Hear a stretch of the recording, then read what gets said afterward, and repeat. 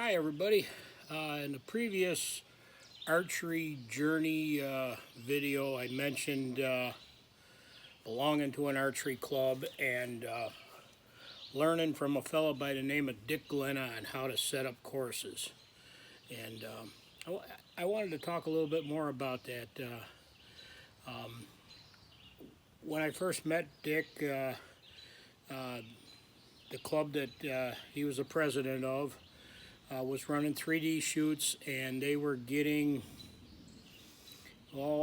probably well over 300 people. And the shoots would be maybe a one-day shoot or a two-day shoot. A two-day shoot, they would actually have more than 300 people attend. And Dick, along with others, came up with some really great ideas on how to move that number of shooters through in basically a few hours time. The shoots would start about 7 o'clock in the morning, and what they called the registration, which was signing up to shoot, paying your money, would end about 1 o'clock. And like I said, Dick came up, along with others, came up with some really, I thought, great ideas on how to move that number of people through, and they were very successful. These guys were very successful in getting a large group of people through with minimum backups. And how they did it was they offered a 30 target course, but it was actually 3 10-target courses. And what they would have the shooters do is they got a card, a scorecard, when they paid their money, and on that it had a little spot on the bottom for a hole punch, and they were directed to take their card over to, at the time it was Wally and Jerry, and Wally and Jerry would set a group on a course that didn't have as many people, or well, this one's starting to get a crowd on it, so won't put anybody on that for a little bit. And they would punch the cards. There was a yellow course, a blue course, and a red course, each containing 10 targets. And just that little thing of splitting the targets up on 3 different courses, and then having Wally and Jerry directing traffic. So by the end of the day, everybody got to shoot all 3 courses, but backups were minimized. In addition to getting the shooters through, we had a parking crew. We had a crew of guys, and I always called them the unsung heroes, because they, as cars would come in, and you can only imagine 300 shooters and how many cars, they'd squeeze them all in, and they'd have everybody in a comfortable spot where that shooter could then, when they were finished shooting, get out. And I think that helped a lot with our attendance at the time, because everybody's protective of their car or their truck and doesn't want to get blocked in. So here we had a parking crew, and we had a card punching crew and targets on 3 different courses, and the courses were all flagged ahead of time. Dick normally at the time would do it, but others did. Tommy Quinn, myself, others, after I learned, I did some, and others did it also. Would flag the courses with a different colored flag for each course. Like I said, there was a yellow course, a blue course, and a red course. And on the course, we would have on-deck signs. So as a group came up, they knew this was target 3 on the blue course, and that they were instructed to wait there until the group ahead of them finished shooting. And everything was very well marked. Depending on the type of shoot it was, we either had three steaks and a cub steak being for kids, or we had probably as many as, for some of the competitions, probably as many as five different steaks. And they were all thought out shots for the equipment and the level of shooter. So it made for a very enjoyable course. And the scoring at that time with our open shoots was basically for fun. Maybe a group of guys would shoot against each other for a cup of coffee at the end or something like that. The type of target, back then we were using Mackenzie targets. That's what they started with, and that was kind of the industry standard. They were a well-made target. They were had dovetails that held the different sections together, and they had a scoring ring on them. There was a large score ring, which we called the vitals, and that was a 8 points for that. And then inside that was a smaller circle, and at the time that was 10 points. And then anywhere else in the body was 5 points. That was our suggested method of shooting. A lot of the people that came to our shoots never kept score. They just did it for fun. And Dick always had a knack of picking out just the right target for the right scenario. He gave a lot of thought to that, and he'd say, well, you know, maybe a mountain lion would look good there, or an elk or whatever, and he mixed it up. We had on each course some large targets, whether they were elks or standing bears or caribou, and then we'd mix in some medium-sized targets, deer, walking bears, pigs, whatever, and then there were some spots on the courses that were difficult to get at, and we would use smaller targets there. Maybe they'd be set a little closer, whether it was a javelina or a turkey or whatever. And how we got all those targets out in the woods is we had a John Deere Gator. At the time, it was a 5-wheel Gator. It had one wheel on the front, had motorcycle handle grips on it, or handlebars, and it had like a dump box on the back, a couple of running boards, and we'd load that up with targets. We had a little trailer also for it. We'd load it up with targets and take it out. And the other thing that the club used, instead of just using rebar, we actually had a member at the time that was a welder, and he welded up. They were really nice. They would have the rebar, whatever you want to call it, that fits in the legs of the animal. But then it had a brace, and then 2 legs off of that.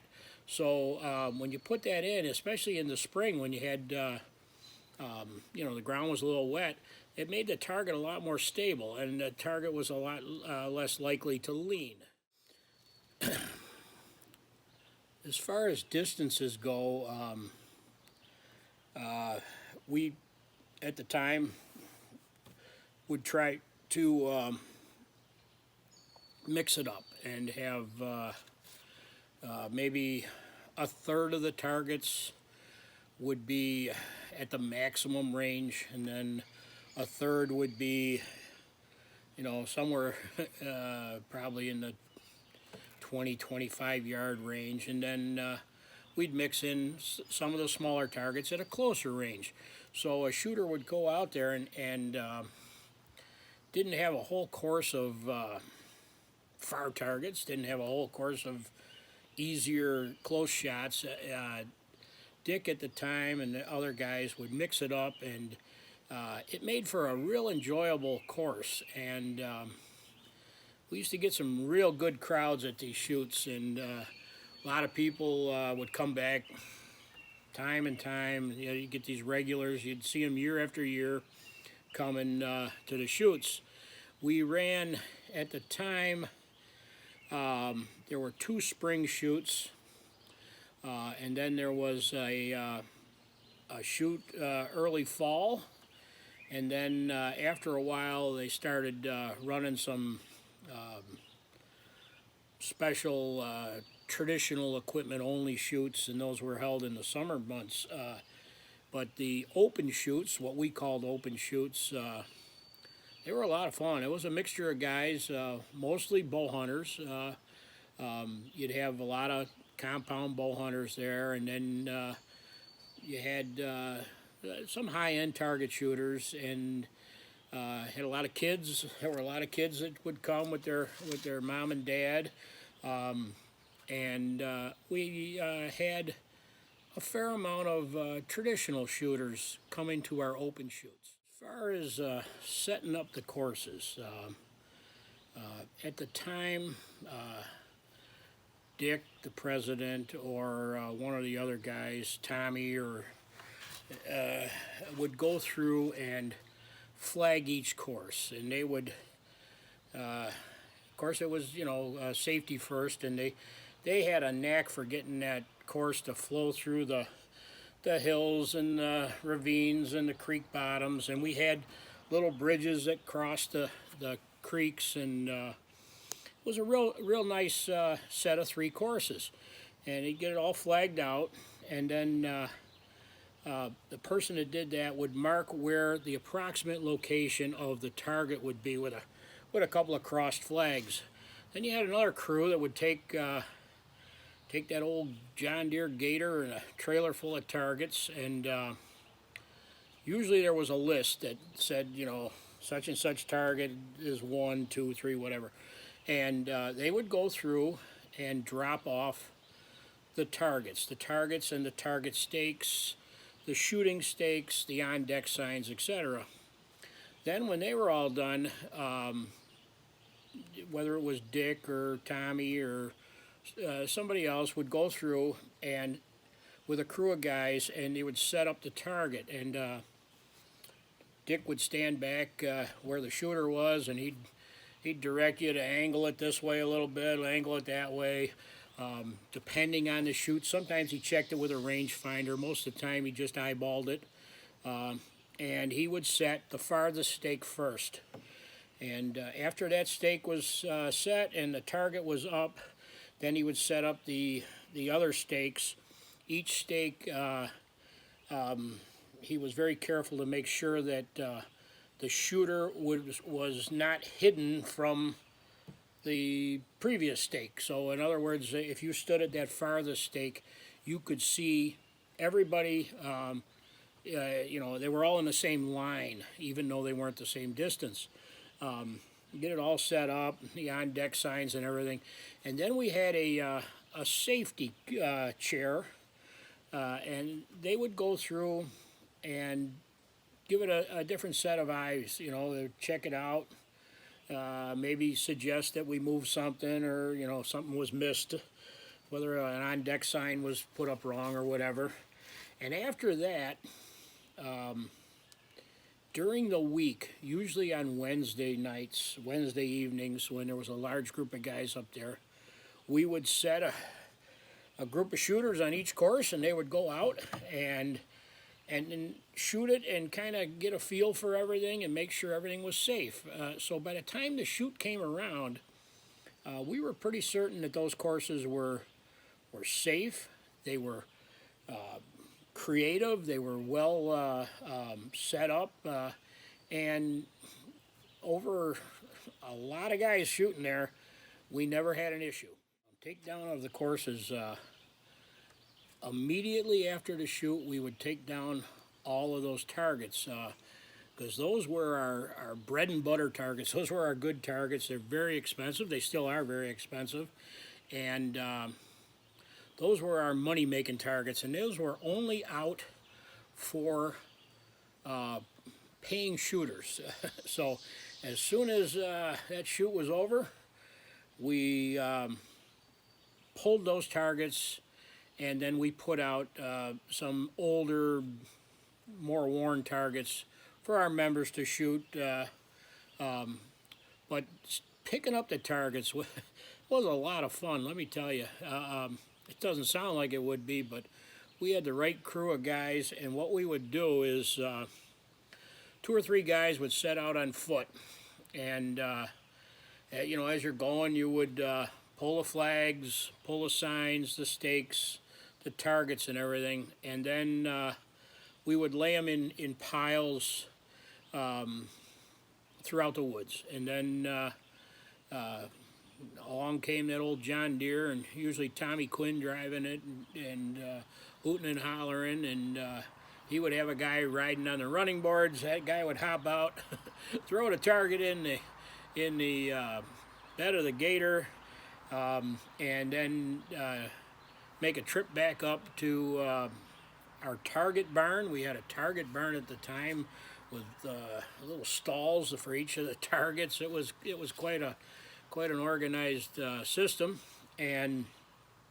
Tommy or whoever would be running that back and forth, and back at the barn we had a group of guys, Dave and some other fellas, Jerry and Wally and those guys, and they would put away those targets, and those targets were you know, inspected to see if there was any damage. The holes where the stakes would go would be cleaned out with a rod. The targets would be placed in the appropriate spot, and how it would work is that target would be laid on its back with its feet up in the air, and then the head would go in between the legs. All of the stakes were all put away and organized by color. The on-deck signs were all put together and organized by course. It was something to watch, let me tell you. And we would get a 30-target course picked up in a little over an hour. And after the course was picked up, well, then out came the cold adult beverages, and everybody had a good time reliving. That I'd like to mention is these guys were excellent at promoting their shoots. They would make up shoot flyers, take those to other clubs, mail them out to archery shops, drop them off, have people take them to where they worked, whatever. They also had a large database of addresses from previous shooters, and they would send out a postcard with all the shoot dates on it. And I think that was a lot of the key to the success, was not only putting on a outstanding shoot, a quality shoot, but also advertising and promoting it. A lot of work goes into putting together a 3D shoot. A lot of hard work goes into it, and especially if you're going to do it right. Prior to 3D archery, I've been told, I wasn't around at the time, so I had no involvement in this, but I've been told that the guys would actually hand paint their own targets for their shoots. Here's a couple examples of those hand-painted targets. You can imagine the amount of time that went into doing this, the creativity, the dedication that these guys had. I thought it was a very cool way to end this video. So till next time, everybody, take care.